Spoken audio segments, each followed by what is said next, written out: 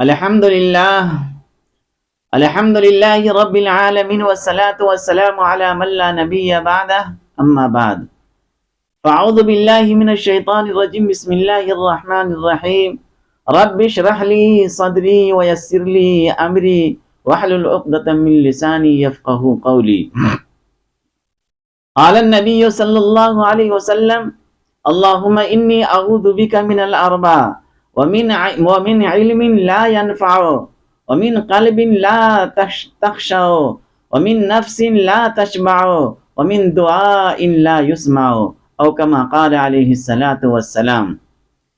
حضرات محترم معزز سامعین، اللہ رب العزت کا بہت بڑا احسان ہے کہ پروردگار عالم نے ہم لوگوں کو مسلمان بنایا اور سرکار دو عالم صلی اللہ علیہ وسلم کی امت کے اندر پیدا فرمایا۔ یہ اللہ کا بہت بڑا احسان ہے۔ سرور کونین صلی اللہ علیہ وسلم یا انبیاء علیہ السلام بطور معلم اور بطور مبلغ اس روئے زمین کے اوپر بھیجے گئے۔ سرکار دو عالم صلی اللہ علیہ وسلم بطور معلم کے، بطور ٹیچر کے بات سمجھاتے تھے ہر پہلو کے اعتبار سے، اور پھر دوسروں تک بات پہنچاتے تھے۔ بطور معلم بھی تھے اور بطور مبلغ بھی تھے۔ اب آپ صلی اللہ علیہ وسلم کی امت کے درمیان دو قسم کے لوگ ہیں، ایک ہیں اہل علم اور ایک ہیں غیر علم۔ جو اہل علم ہیں سرکار دو عالم صلی اللہ علیہ وسلم نے اس کو اپنا وارث قرار دیا ہے۔ ان العلماء ورثۃ الانبیاء، کہ علماء انبیاء کے وارث ہیں۔ سرکار دو عالم صلی اللہ علیہ وسلم کے اوپر نبوت کا دروازہ بند ہے، اور جس کام کے لیے سرور کونین صلی اللہ علیہ وسلم اس روئے زمین کے اوپر بھیجے گئے تھے، اب اس کام کو یہ امت محمدیہ کریں گے۔ سرکار دو عالم صلی اللہ علیہ وسلم کی یہ امت وہی کام کریں گے جو سرور کونین صلی اللہ علیہ وسلم لے کر کے آئے تھے، بطور معلم کے بھی اور بطور مبلغ کے بھی۔ لیکن بات معلم یعنی کہہ لیجئے آپ ٹیچر، تو ٹیچر جب تک بات سمجھیں گے نہیں اس وقت تک بات دوسروں کو سمجھائیں گے کیسے؟ آج ہماری سب سے بڑی پریشانی یہی ہے کہ ہم بات کو سمجھتے نہیں ہیں، اور جب سمجھتے نہیں ہیں اور جب ہم کسی کو سمجھانے لگے تو ہم الجھن کے شکار ہو جاتے ہیں، کیونکہ جو بات ہم سمجھانا چاہ رہے ہیں اس بات کو ہم خود ہی نہیں سمجھے ہیں، جس کی وجہ سے ہمیں بھی پریشانی ہوتی ہے بات سمجھانے میں، اور سامنے والے وہ بھی بات سمجھ نہیں پاتے ہیں کہ حضرت کیا کہنا چاہ رہے ہیں۔ تو میرے دوستو، ہم کو بطور معلم کے بھی کام کرنا ہے اور بطور مبلغ کے بھی کام کرنا ہے، تاکہ اللہ اور اللہ کے رسول صلی اللہ علیہ وسلم کا پیغام دنیا والوں تک پہنچے۔ اس کو پہنچانے کے لیے حضرت موسیٰ علیہ السلام نے دعائیں مانگی تھی۔ حضرت موسیٰ علیہ السلام کیا کیے تھے؟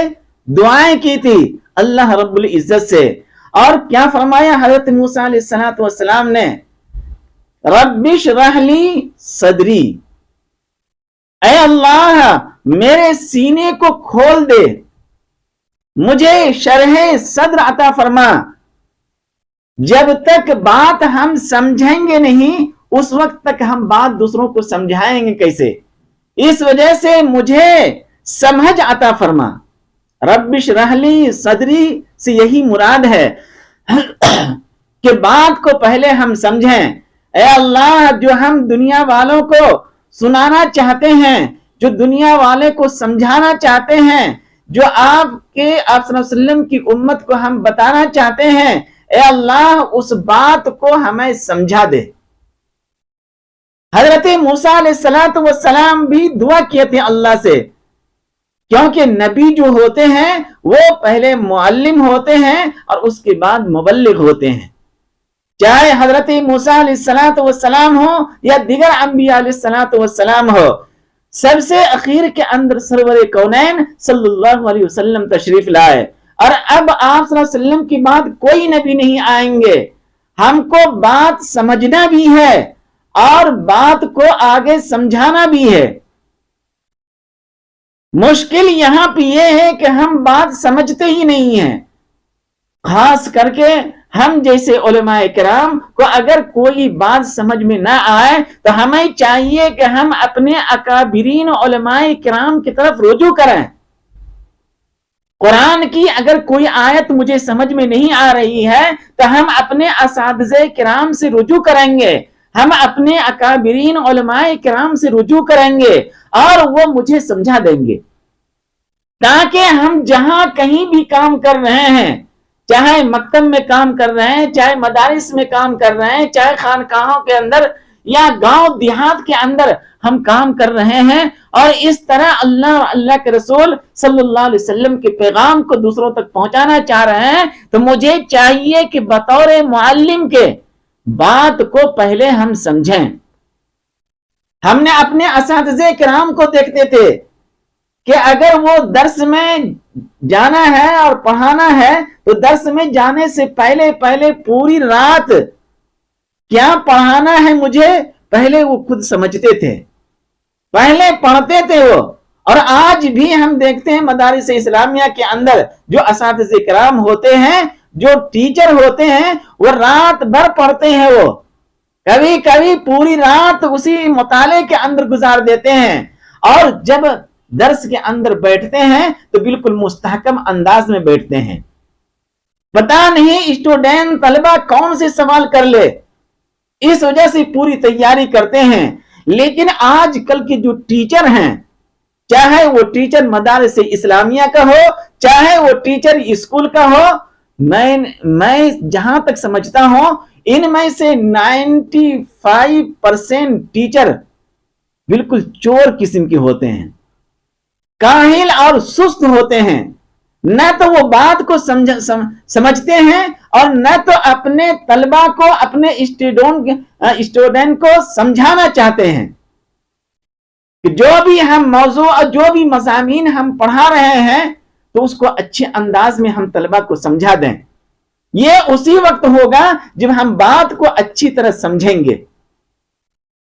تو میرے دوستو، حضرت موسیٰ علیہ السلام اولو العزم پیغمبر ہیں، اور سامنے فرعون ہے، بنی اسرائیل ہے، اور ایسی قوم ہے جو سمجھنا ہی نہیں چاہتی ہے۔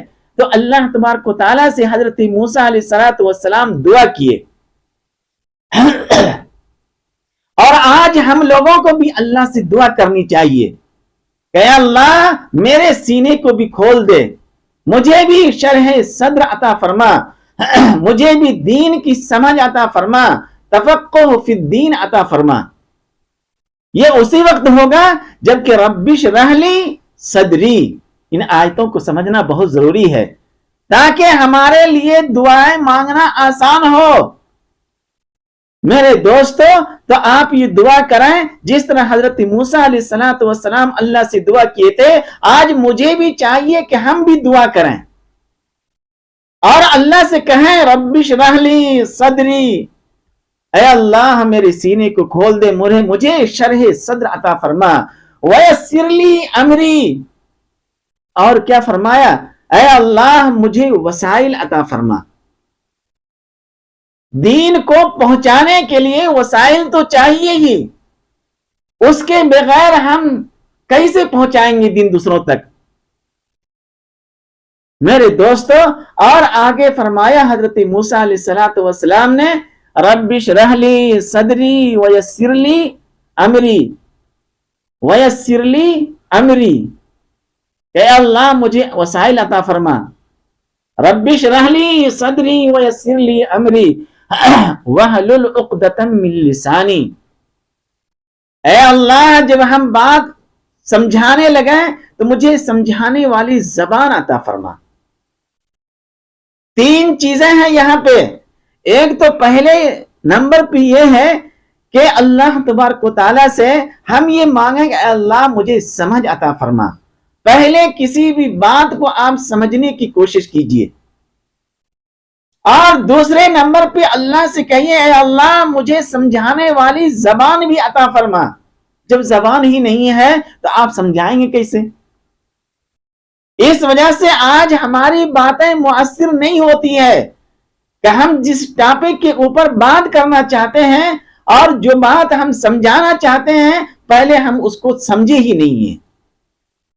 اس وجہ سے ہم جیسے لوگوں کو، اور خاص کر کے جو معلم ہیں، جو ٹیچر ہیں، انہیں چاہیے کہ بات کو اچھی طرح سمجھے. اور دوسرے نمبر پہ اللہ تبارک و تعالیٰ سے حضرت موسیٰ علیہ السلام نے دعائیں کی اے اللہ مجھے سمجھانے والی زبان عطا فرما. اور تیسرے نمبر پہ وسائل، یعنی وسیلے بھی ہوں، ذرائع بھی ہوں، جیسے کہ آج کل الیکٹرانک میڈیا کا زمانہ ہے، یہ بھی ایک ذرائع ہیں. جیسے کہ مدارس ہے، درس و تدریس ہے، یہ بھی ایک ذریعہ ہے تاکہ ہم بات کو دوسروں تک پہنچا سکیں.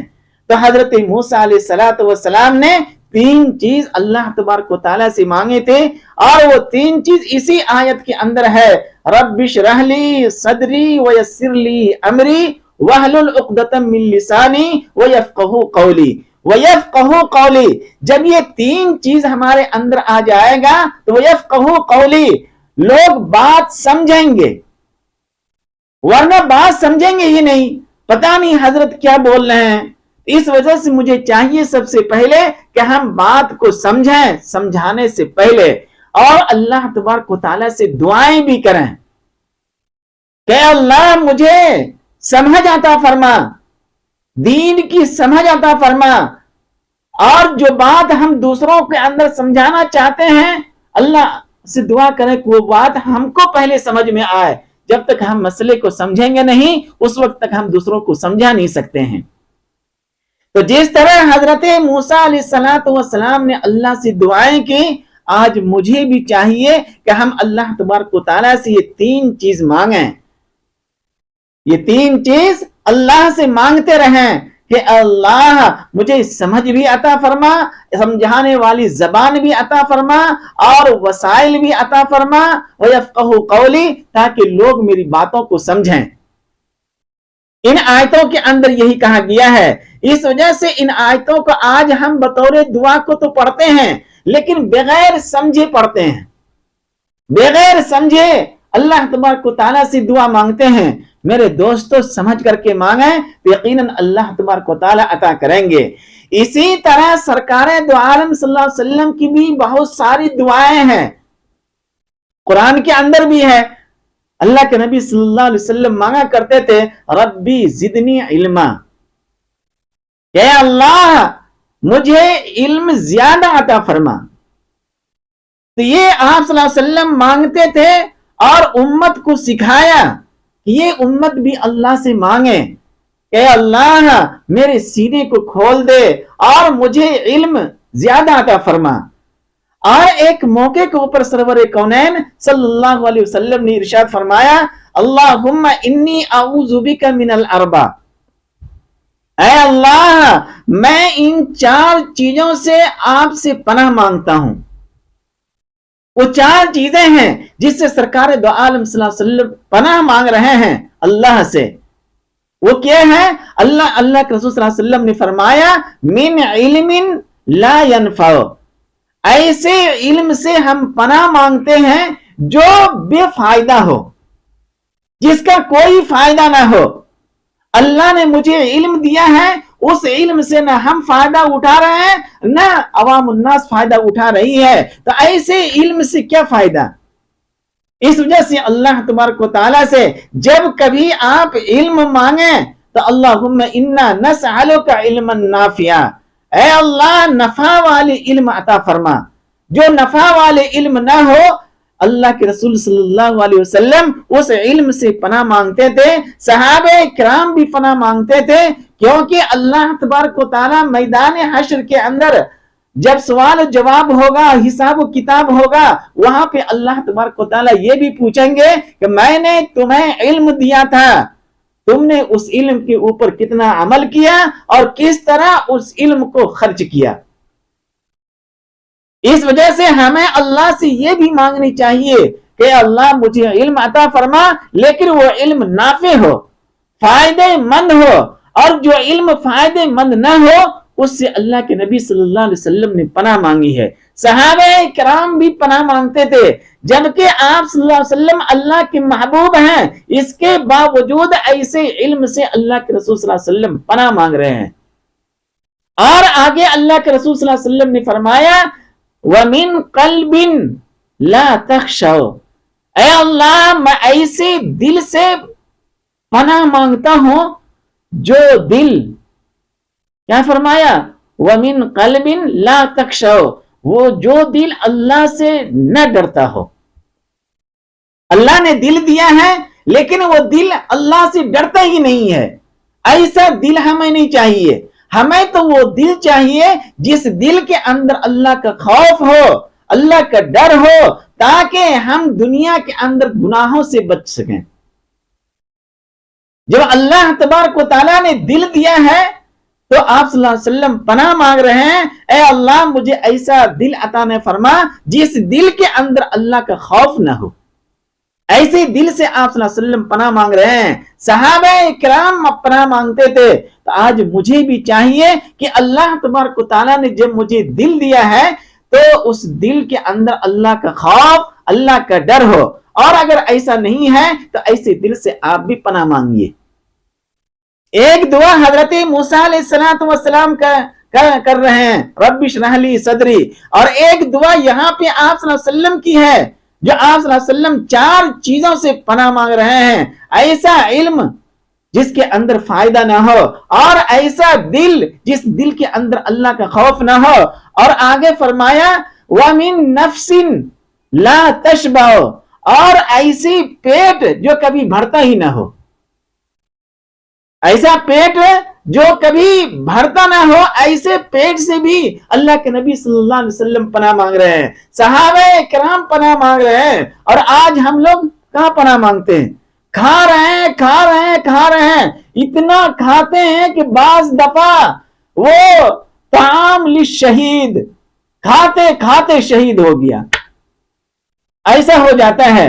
میرے دوستو ایسا پیٹ آپ نہ بنائیں کہ جو کبھی بھرتا ہی نہ ہو۔ اللہ کے رسول صلی اللہ علیہ وسلم نے ایسے پیٹ سے پناہ مانگے ہیں، صحابہ کرام پناہ مانگ رہے ہیں۔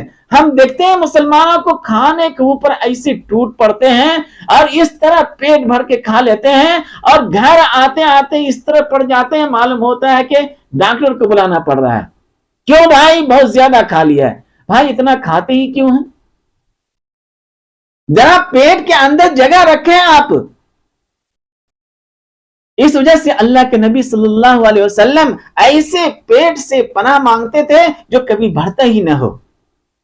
اور اللہ کے رسول صلی اللہ علیہ وسلم نے آگے فرمایا وَمِن دُعَاءٍ لَا يُسْمَعُ، ایسی دعا سے بھی اللہ کے رسول صلی اللہ علیہ وسلم پناہ مانگتے تھے جو قبول نہ ہو۔ اس وجہ سے دعاؤں کے جو شرائط ہیں، ان تمام شرائط کو سامنے رکھتے ہوئے اللہ کے سامنے دعا کے لیے ہاتھ اٹھائیں، یقیناً اللہ تبارک و تعالیٰ قبول فرمائیں گے۔ حضرت زبیر بن نمیر رضی اللہ تعالی عنہ، وہ راوی ہے، ابو داؤد کے اندر حدیث موجود ہے، وہ فرماتے ہیں کہ ایک مرتبہ سرکار دو عالم صلی اللہ علیہ وسلم کے ہمراہ آپ صلی اللہ علیہ وسلم کے ساتھ مدینہ کے اندر رات میں نکلے۔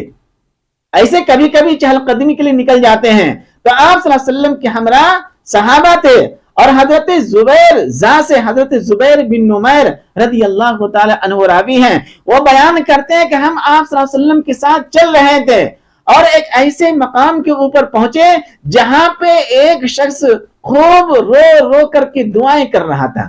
وہاں سے گزرے، آپ صلی اللہ علیہ وسلم گزر رہے تھے، اور اللہ کے سامنے وہ صحابی ہاتھ اٹھائے ہوئے ہیں، زاروں قطار رو رہے ہیں اور اللہ سے مانگ رہے ہیں، رو رہے ہیں، اللہ سے مانگ رہے ہیں، رو رہے ہیں۔ سرکار دو عالم صلی اللہ علیہ وسلم وہاں پہ ٹھہر گئے اور ان کی دعاؤں کو سننے لگے، اور حضرت نمیر رضی اللہ تعالی عنہ کو مخاطب کرتے ہوئے فرمایا کہ اگر انہوں نے دعا کا اختتام صحیح سے کیا تو अल्लाह तबारक व तआला उनकी दुआओं को जरूर कबूल करेंगे।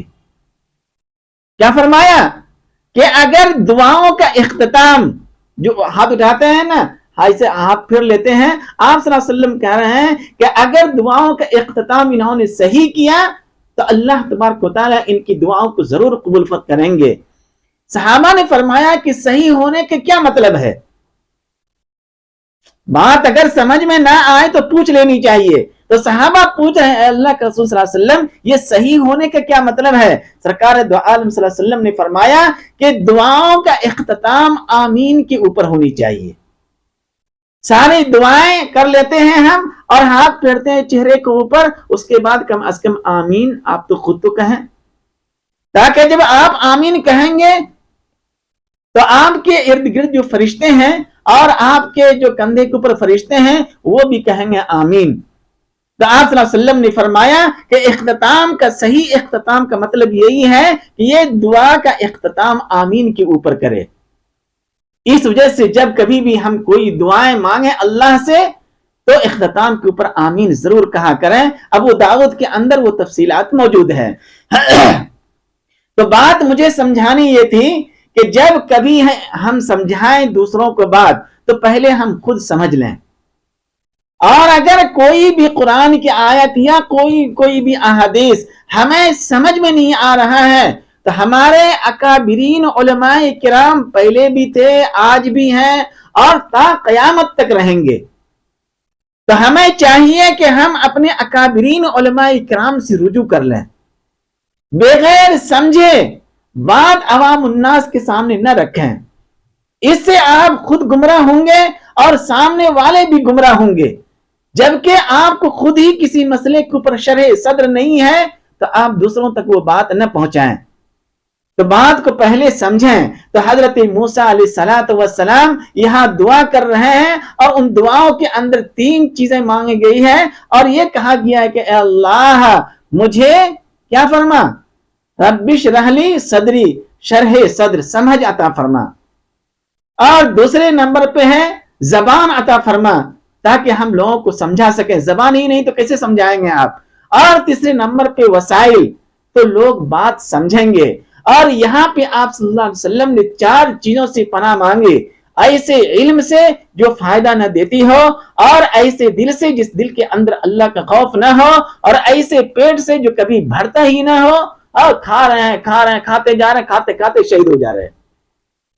तो ऐसे पेट से भी अल्लाह के नबी सल्लल्लाहु अलैहि वसल्लम पनाह मांगे हैं कि थोड़ा भी खाए पेट भर जाए, ऐसी पेट हो, ये नहीं कि खा रहे हैं। और ऐसी दुआ से जो कबूल ना हो, ऐसी दुआ से भी अल्लाह के नबी सल्लल्लाहु अलैहि वसल्लम पनाह मांगे हैं।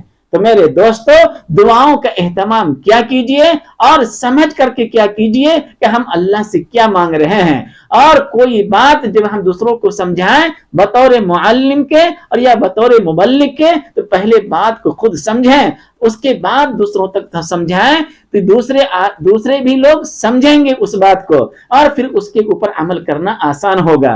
दुआ है कि अल्लाह ताला हम लोगों को दीन की समझ अता फरमाए। आमीन।